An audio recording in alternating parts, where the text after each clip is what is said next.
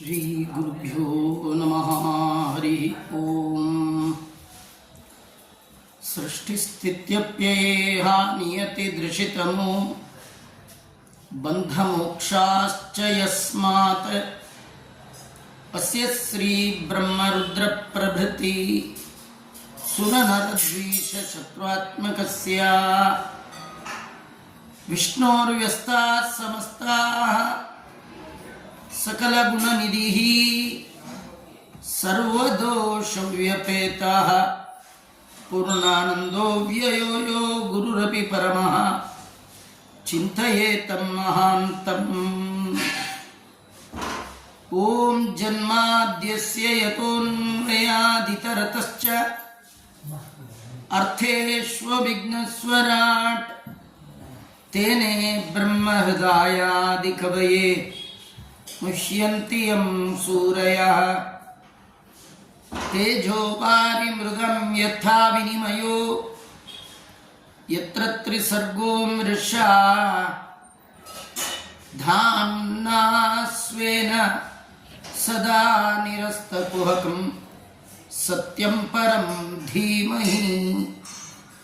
ಸ್ವಸ್ತಿ ಶ್ರೀರಸ್ತು ಮೇ ಶಸ್ತಂ ನಿಸ್ತುಲಾ ನಿಸ್ತುಲಾತ್ಮನಃ ವಸ್ತುನೋ ವಸ್ತುನೋ ನಿತ್ಯಂ ಸಮಸ್ತವ್ಯಸ್ತಯೋಗತಃ.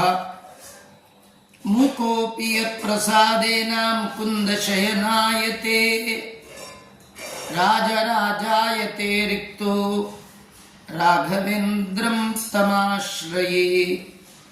ಯಸ್ಯ ಪ್ರಚಂಡ ತಪಸಾ ಶ್ರುತಿಗೀತವೃತ್ತಃ ತುಷ್ಟೋ ಹರಿಃ ಕಿಲ ವಶಂ ವದತಾಮವಾಪ. ಶ್ರೀಮಧ್ವ ಸನ್ಮತಪಯೋನಿಧಿ ಪೂರ್ಣಚಂದ್ರಃ ಶ್ರೀ ವಿಷ್ಣುತೀರ್ಥಮುನಿರಾಟ್ ಮುದಮಾತನೋತು. ತಪಸ್ವಾಧ್ಯಾಯ ಶುಶ್ರೂಷ ಕೃಷ್ಣ ಪೂಜಾರತಂ ಮುನಿಂ ವಿಶ್ವೇಶಮಿಷ್ಟದಂ ವಂದೇ ಪರಿವ್ರಾಟ್ ಚಕ್ರವರ್ತಿನಂ. ಆಪಾದಮೌಲಿಪರ್ಯಂತಂ ಗುರುಣಾಂ ಆಕೃತಿಂ ಸ್ಮರೇತ್ ತೇನ ವಿಘ್ನಾಃ ಪ್ರಣಶ್ಯಂತಿ ಸಿದ್ಧ್ಯಂತಿ ಚ ಮನೋರಥಾಃ. ಸ್ವಸ್ತ್ಯಸ್ತು ಸತಾಂ. ವಿಮೋಹಿತೋಯಂ ಜನ ಈಶ ಮಾಯಯಾ ತ್ವದೀಯಯಾ ತ್ವಾಂ ನ ಭಜತೇರ್ತನರ್ತದೃಕ್. ಸುಖಾಯ ದುಃಖ ಪ್ರಭವೇಷು ಸಜ್ಜತೆ ಗೃಹೇಷು ಯೋಷಿತ್ ಪುರುಷಶ್ಚ ವಂಚಿತಃ.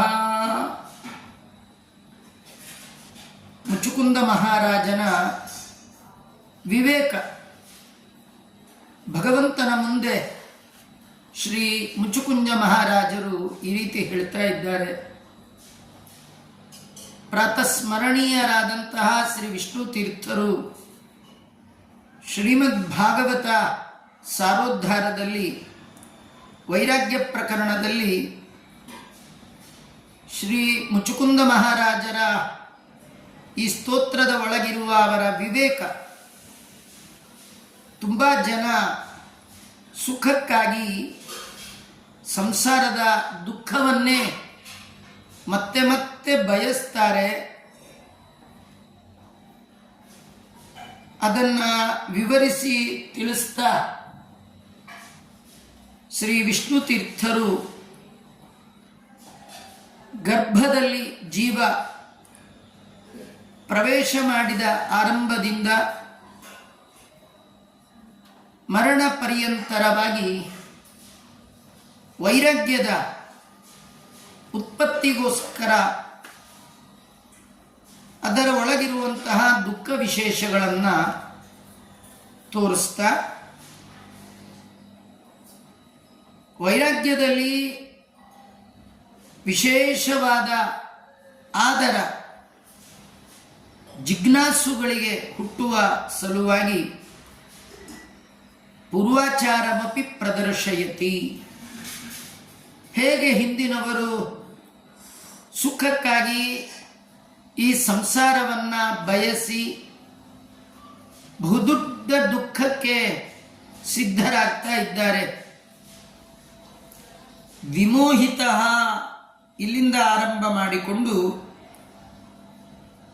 ಕೆಲವು ಪದ್ಯಗಳಲ್ಲಿ ವಿರಕ್ತಿಯ ಪ್ರಕಾರವನ್ನು ತೋರಿಸ್ತಾ ಇದ್ದಾರೆ. ಅದರಲ್ಲಿ ಮುಚುಕುಂದ ಮಹಾರಸ್ಯ ವಿರಕ್ತಿ ಪ್ರಕಾರಂ ಪ್ರದರ್ಶಯತಿ. ಮುಚುಕುಂದ ಹೇಗೆ ಈ ಸಂಸಾರ ಬಂಧಕವಾದದ್ದು, ಇದರಲ್ಲಿ ಮಮಕಾರವನ್ನು ಮಾಡಬಾರದು ಅನ್ನುವ ವಿವೇಕವನ್ನು ಪಡೆದು ಭಗವಂತನ ಬಳಿಯಲ್ಲಿ ಆ ಕ್ರಮದಲ್ಲಿ ಸ್ತೋತ್ರ ಮಾಡ್ತಾ ಇದ್ದಾನೆ. ಹೇ ಈಶಾ, ಭಗವಂತನನ್ನ ಸಂಬೋಧನೆ ಮಾಡ್ತಾ ಅನರ್ಥಂ ದುಃಖಂ ಪಶ್ಯನ್ನಪಿ, ಸಂಸಾರದಲ್ಲಿ ಅನರ್ಥಕರವಾದ ದುಃಖ ಪ್ರತ್ಯಕ್ಷವಾಗಿ ಕಾಣ್ತಾನೆ. ಆದರೂ ತ್ವದೀಯ ಮಾಯಯ, ನಿನ್ನ ಅಧೀನವಾದಂತಹ ಮಾಯೆಯ ಬಂಧಕ ಶಕ್ತಿ ಪ್ರಕೃತಿ, ಅದರಿಂದ ಮೋಹಕ್ಕೆ ವಿಶೇಷವಾಗಿ ಒಳಗಾಗ್ತಾರೆ. ವಿನಃ ದುಃಖ ಹರನಾದ ಸುಖವನ್ನ ಕೊಡುವಂತಹ ನಿನ್ನನ್ನು ಮಾತ್ರ ಭಜನೆ ಮಾಡೋಲ್ಲ. ತ್ವಾಂ ದುಃಖಹರಂ ನ ಭಜತಿ, ತ್ವಾಂ ಸುಖ ಪ್ರಾಪ್ತಯೇ ನ ಭಜತಿ. ದುಃಖವನ್ನ ಕಳ್ಕೊಳ್ಳಿಕ್ಕೂ ನಿನ್ನ ಬಳಿಗೆ ಬರಬೇಕು, ಬಯಸುವ ಸುಖದ ಪ್ರಾಪ್ತಿಗೂ ಕೂಡ ನಿನ್ನ ಬಳಿಗೆ ಬರಬೇಕು.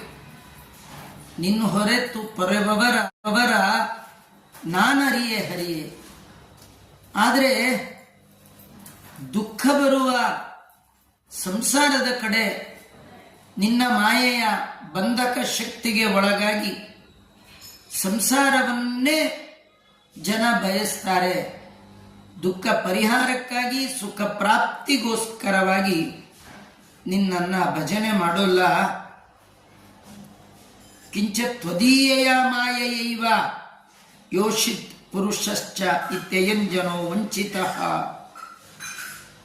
ಮತ್ತೇನಂದ್ರೆ, ನಿನ್ನ ಅಧೀನವಾದ ಬಂಧಕ ಶಕ್ತಿಯೇ ಹೆಣ್ಣಿನ ರೂಪ, ಸ್ತ್ರೀ ಪುರುಷರು ಹೀಗೆ ಒಬ್ಬರಿಂದ ಒಬ್ಬರು ವಂಚಿತರಾಗ್ತಾ ಇದ್ದಾರೆ. ಒಬ್ಬರ ಮೇಲೆ ಒಬ್ಬರಿಗೆ ಅತಿಯಾದ ಆಸಕ್ತಿ.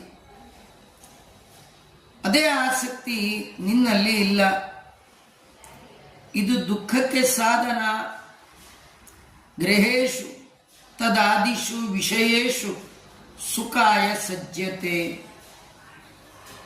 ನಿನ್ನನ್ನು ಸ್ತೋತ್ರ ಮಾಡುವ ಬದಲು ಮನೆ ಮಡದಿ ಮೊದಲಾದ ವಿಷಯಗಳಲ್ಲಿ ಸುಖ ಸಿಗತ್ತೆ ಎನ್ನುವ ಬುದ್ಧಿಯಿಂದ ತುಂಬ ಆಸಕ್ತರಾಗಿದ್ದಾರೆ.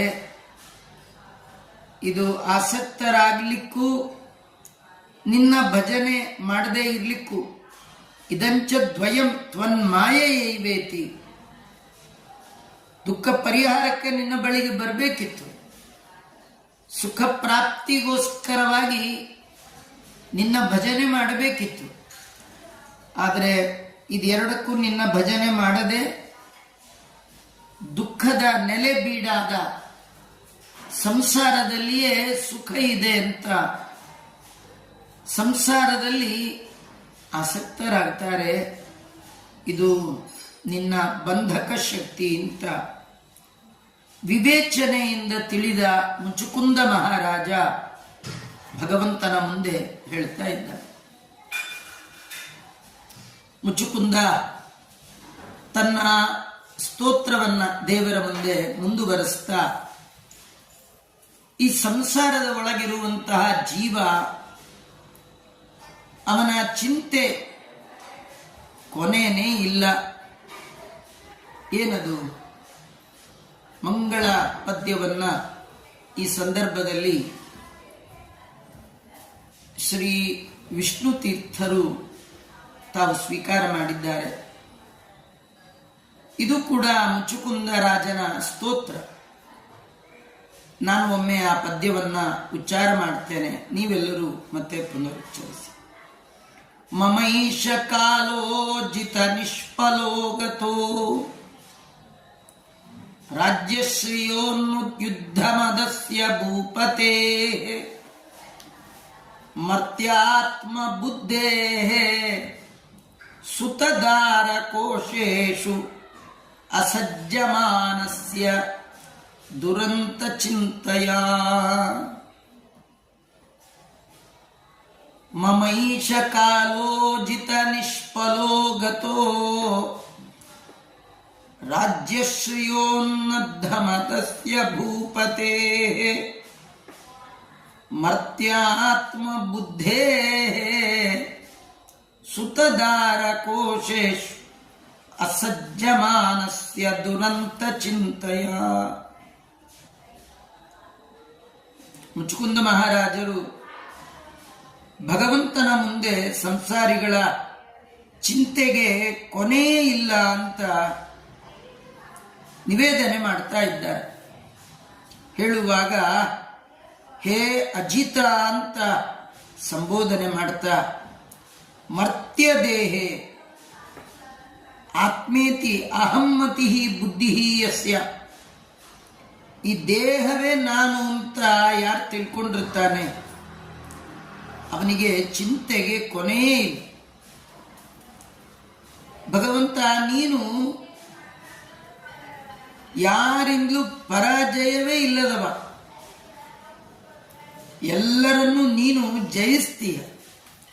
ನಿನ್ನನ್ನ ಜಯಿಸುವವರು ಯಾರೂ ಇಲ್ಲ. ಆದ್ದರಿಂದ ನಿನ್ನನ್ನ ಅಜಿತ ಅಂತ ಕರೀತಾರೆ. ಹೇ ಅಜಿತ, ನಾನು ಈ ನಶ್ವರವಾದ ದೇಹದಲ್ಲಿ ಕೆಟ್ಟ ಅಭಿಮಾನ, ಈ ದೇಹವೇ ನಾನು, ಈ ದೇಹ ನಂದು ಅಹಂಕಾರ ಮಮಕಾರಗಳಿಂದಾಗಿ, ಜೊತೆಗೆ ಈ ಐಶ್ವರ್ಯ ಎಲ್ಲ ನಂದು, ಇದೆಲ್ಲ ಅರಿವಿನ ಕಣ್ಣಿಗೆ ಪೊರೆ ಇದ್ದಾಗೆ ನನ್ನನ್ನು ಜ್ಞಾನ ಮಾರ್ಗದಿಂದ ವಂಚನೆ ಮಾಡಿದೆ. ಆ ಮಾರ್ಗ ನನಗೆ ಕಾಣುತ್ತಾ ಇಲ್ಲ, ನಾನು ಕುರುಡಾಗಿದ್ದೇನೆ. ಕಾರಣ ಈ ಮರ್ತ್ಯಾತ್ಮ ಬುದ್ಧೇ ಅಂತ ನಶ್ವರವಾದ ಈ ದೇಹದ ಮೇಲೆ ಮಾಡಿದ ಕೆಟ್ಟ ಅಭಿಮಾನ, ಐಶ್ವರ್ಯದ ಮದ,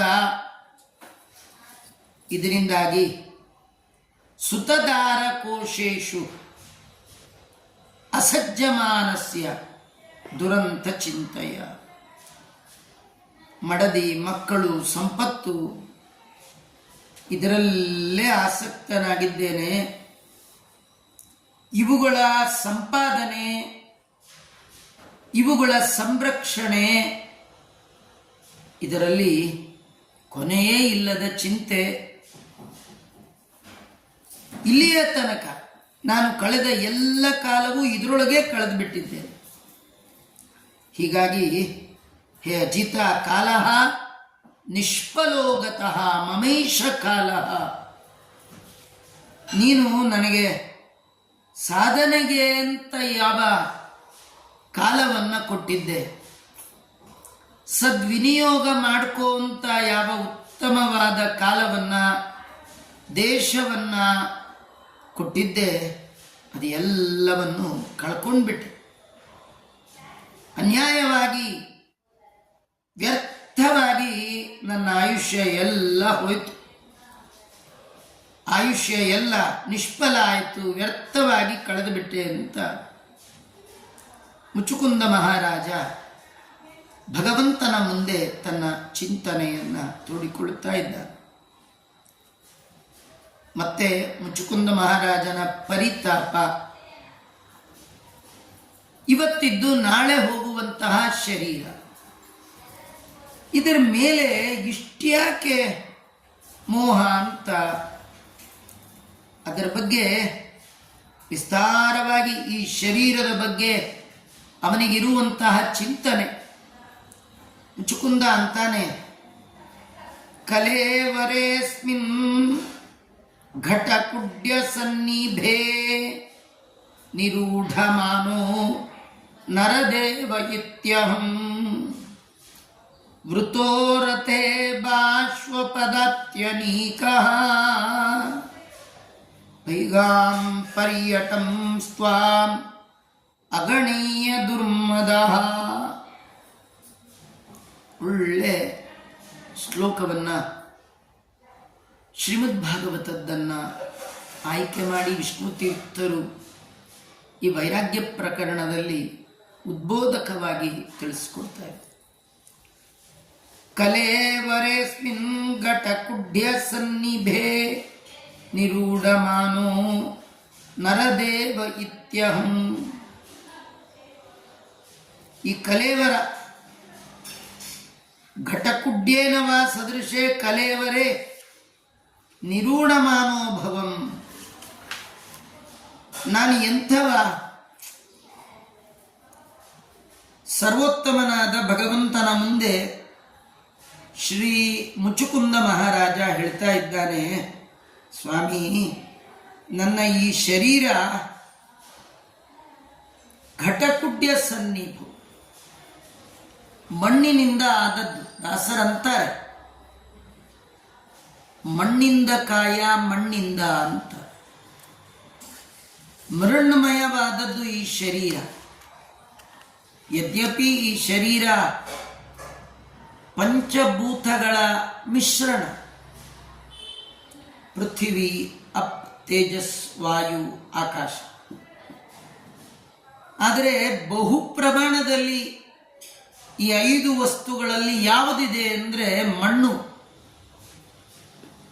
ಹಾಗಾಗಿ ಮಣ್ಣಿನಿಂದ ಆದ ಈ ಶರೀರ, ಇದು ಮಣ್ಣಿನಿಂದ ಕಟ್ಟಿದ ಗೋಡೆ, ಮಣ್ಣಿನಿಂದಾದಂತಹ ಮಡಕೆಗೆ ಸಮಾನವಾಗಿರ್ತಕ್ಕಂಥದ್ದು. ಆದರೂ ಒಂದಲ್ಲ ಒಂದಿನ ಗೋಡೆ ಬಿದ್ದು ಹೋಗುತ್ತೆ, ಮಣ್ಣಿನಿಂದಾದ ಮಡಕೆ ಬಿದ್ದು ಒಡೆದು ಹೋಗುತ್ತೆ.